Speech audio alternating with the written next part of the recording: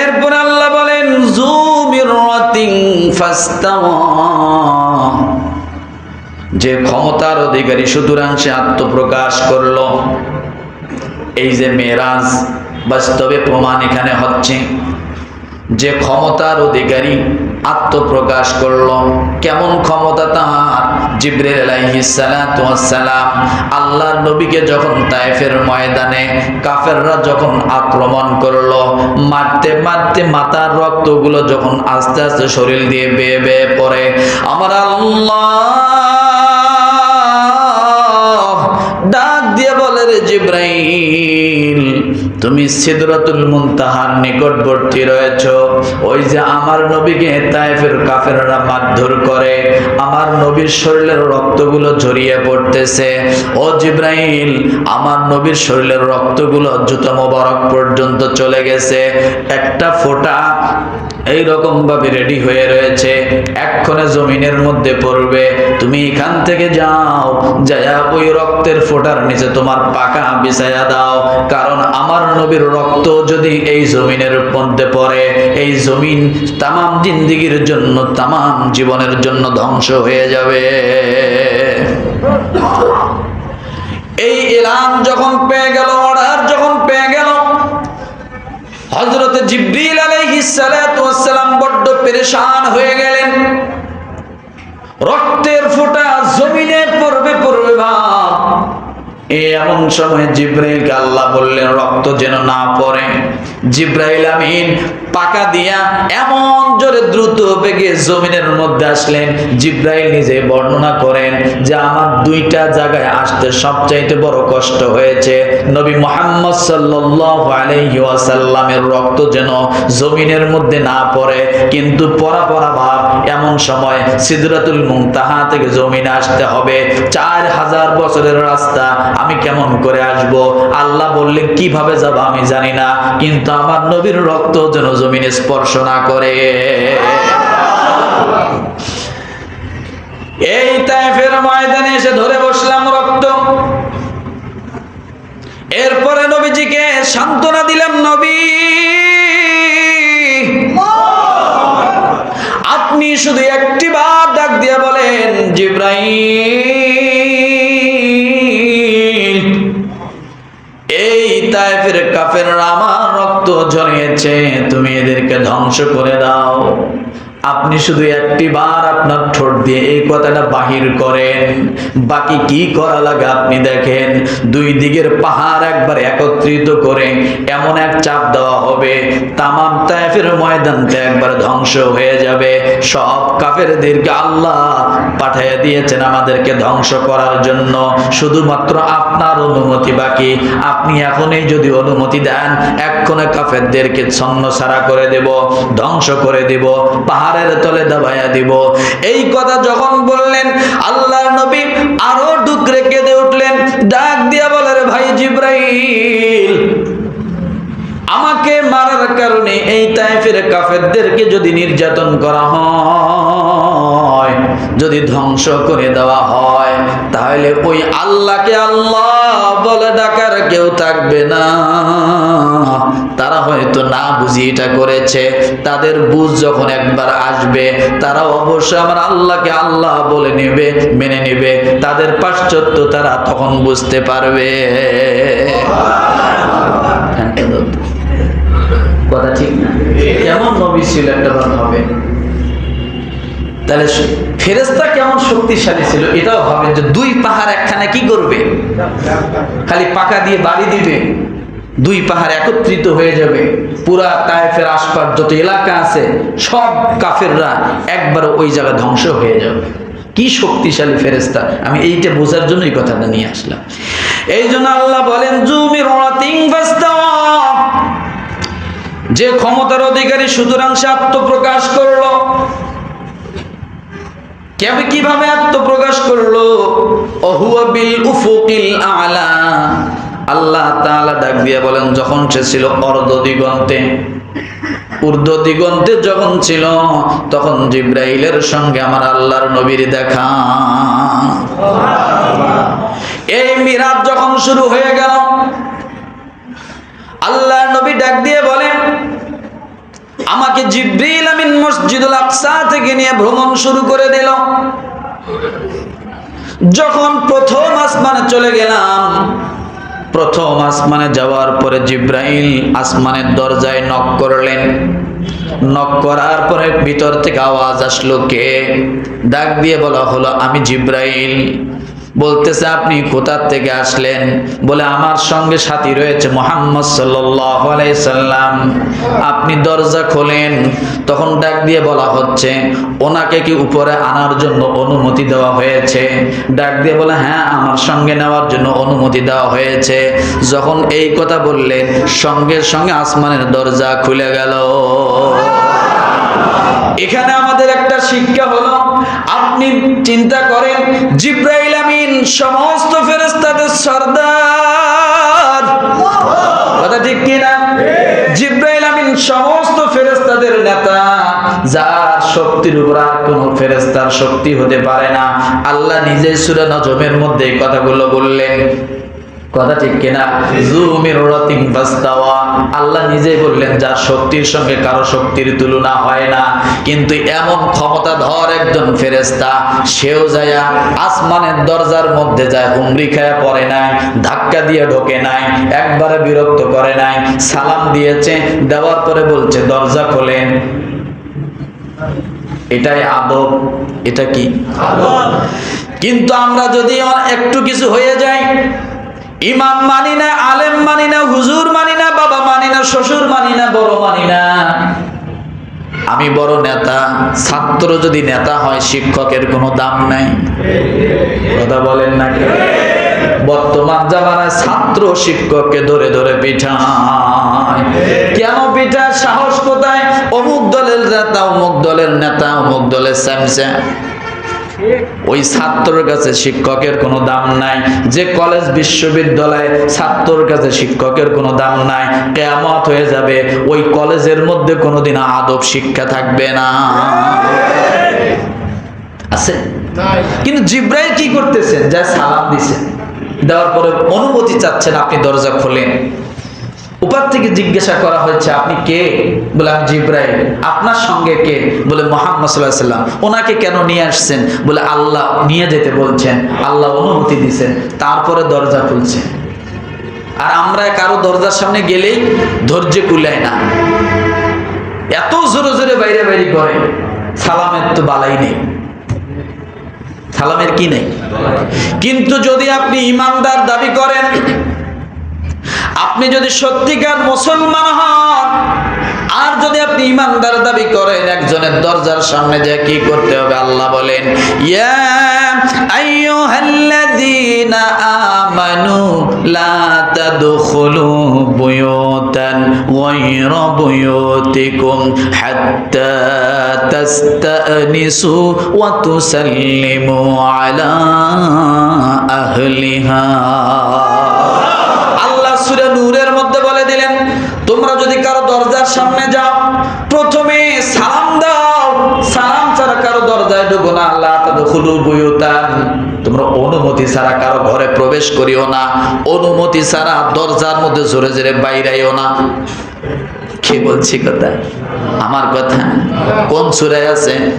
সূরা নূর 18 নম্বর পারায় আছে। আল্লাহ বলেন, তোমরা যদি কারো দরজার সামনে যাও, যা সেখানে তোমরা অনুমতি ছাড়া ঢুকো না। অনুমতি কেমনে নিবা? আল্লাহ বলেন, হাত্তা তাস্তানিসু ওয়া তুসাল্লিমু আলা আহলিহা, ওই ঘরওয়ালাদের কাছে তোমরা সালাম দাও।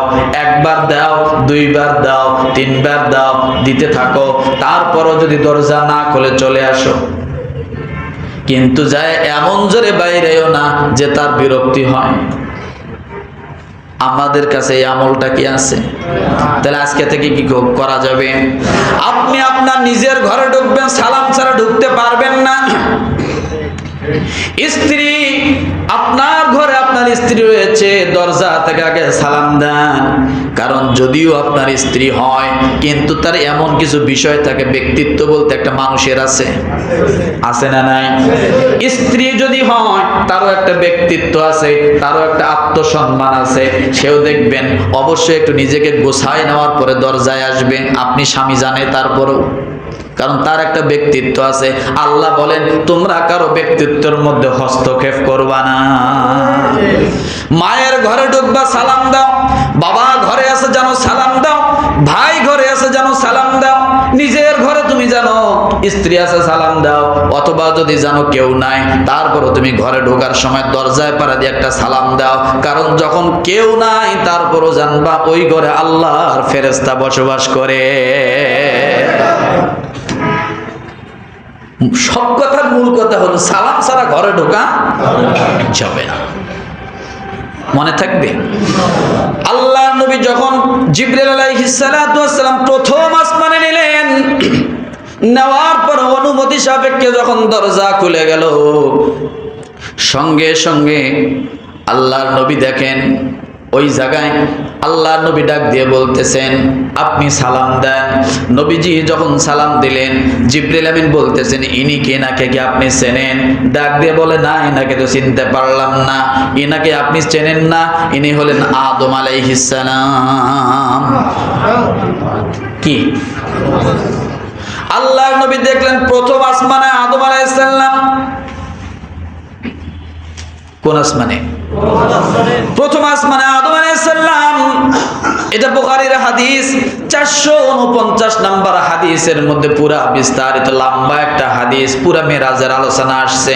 বুখারী 449 নম্বর হাদিসের মধ্যে যখন আল্লাহর নবী আদম আলাইহিস সালাতু ওয়াস সালামকে দেখলেন, দেখার পরে শুধু আদম নবীকে দেখলেন না, আদম আলাইহিস সালাতু ওয়াস সালাম ডান দিকে যখন তাকায় দেখে নবী আদম আলাইহিস সালাম মুস্কি মুস্কি হাসে, আবার বাম দিকে তাকায় আদম আলাইহিস সালাম ধা করে কেঁদে দেয়।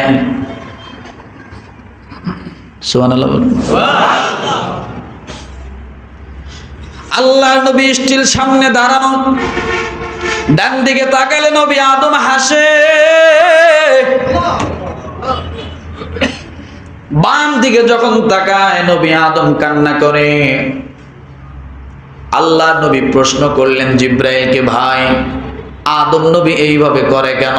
জিবরাইল আলাইহিস সালাম ডাক দিয়ে বলেন ও নবী, আদম আলাইহিস সালাম যখন ডান দিকে তাকান দেখে তার ঈমানদার সন্তানেরা তারা সেখানে খেলাধুলা করে, নানান নাজ নিয়ামতের মধ্যে আছে, তখন আদম নবীর কাছে ভালো লাগে, তখন আদম নবী মুস্কি মুস্কি হাসে।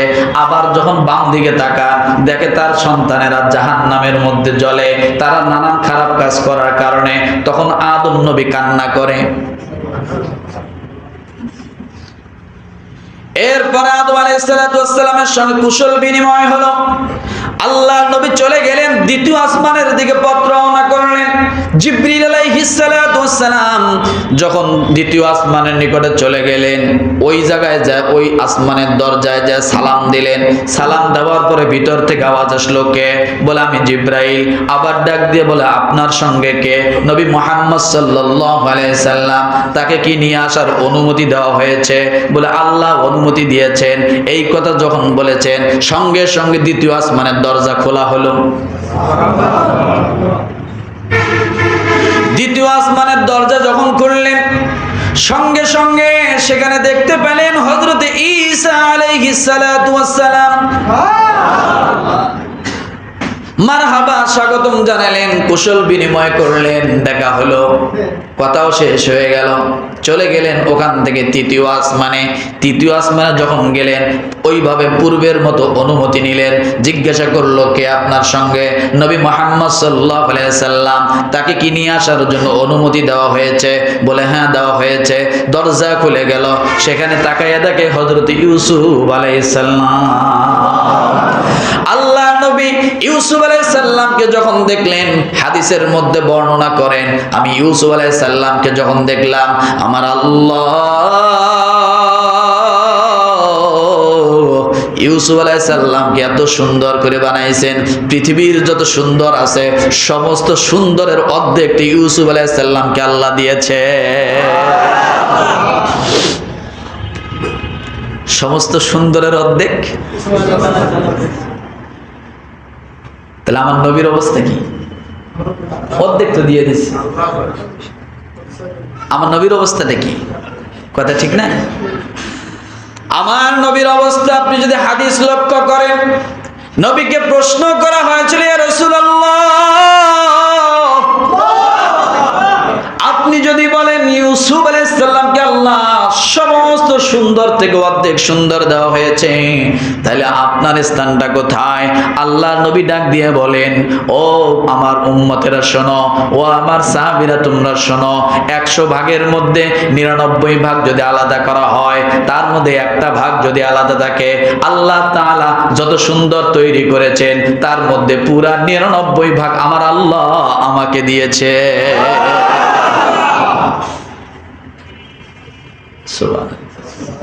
কোন আসমানে গেছে? কোন নবী? প্রথম আসমানে কোন নবী? দ্বিতীয় আসমানে কোন নবী? তৃতীয় আসমানে কোন নবী? মনে রাখতে হবে। আমি কিন্তু পরীক্ষা নিব, খালি শুনলে হবে না, স্মরণ রাখতে হবে। বুঝেন নাই কথাটা? ও মুসলমান, চলে গেলেন চতুর্থ আসমানের দিকে। যাওয়ার পরে সেখানে যখন ওই রকম পূর্বের মতো অনুমতি চাইলেন, পূর্বের মতো অনুমতি চাওয়ার পরে যখন আসমানের দরজা খুলে গেল, দরজা খোলার সঙ্গে সঙ্গে দেখে ওই দরজার নিকটে হযরত ইদ্রিস আলাইহিস সালাম। আল্লাহ তাআলা বলতে, ওয়ারাফা'নাহু মাকানান আলিয়া। রব্বুল আলামিন ডাক দিয়ে বলেন, ওয়ারাফা'নাহু মাকানান আলিয়া। সূরা মারইয়ামের মধ্যে আল্লাহ বলেছেন, ইদ্রিস আলাইহিস সালামকে আল্লাহ তাআলা অনেক অনেক অনেক উঁচু জায়গার মধ্যে রেখে দিয়েছেন। ইদ্রিস আলাইহিস সালামের সঙ্গে সাক্ষাৎ হলো, কুশল বিনিময় হলো। এরপরে চলে গেলেন ৫ম নাম্বার আকাশে। সেখানে যাওয়ার পরে দেখেন হযরতে হারুন আলাইহিস সালাম। কে? জোরে বলেন কে? হারুন আলাইহিস সালামকে সেখানে দেখতে পেলেন। হারুন আলাইহিস সালামের সঙ্গে কথা হলো। এরপর ৫ম আসমান শেষ হয়ে গেল। ৬ষ্ঠ আসমানের মধ্যে যখন চলে গেলেন, ৬ষ্ঠ আসমানের মধ্যে যা দেখেন হযরতে মূসা আলাইহিস সালাম। কোন নবী? কোন নবী? মূসা আলাইহিস সালাতু ওয়াস সালামের সঙ্গে সাক্ষাৎ হলো, কথা হলো, দেখা হলো। কিন্তু মূসা আলাইহিস সালাতু ওয়াস সালাম ওই দরজার মধ্যে দাঁড়িয়ে রইলেন, যাতে ফিরে আসলে আবার দেখা হয়। উনি আল্লাহর রাসূল করে না, ওই আসমানের মধ্যে দরজার মধ্যে দাঁড়িয়ে আছে যে আমি আর একবার দেখব মানুষটাকে। সুবহানাল্লাহ, আর জোরে বলে, আমি এই নবীটাকে আর একবার দেখব, আমি আর একবার মুসাফা করব। মূসা আলাইহিস সালামের সঙ্গে কুশল বিনিময় হয়ে গেল।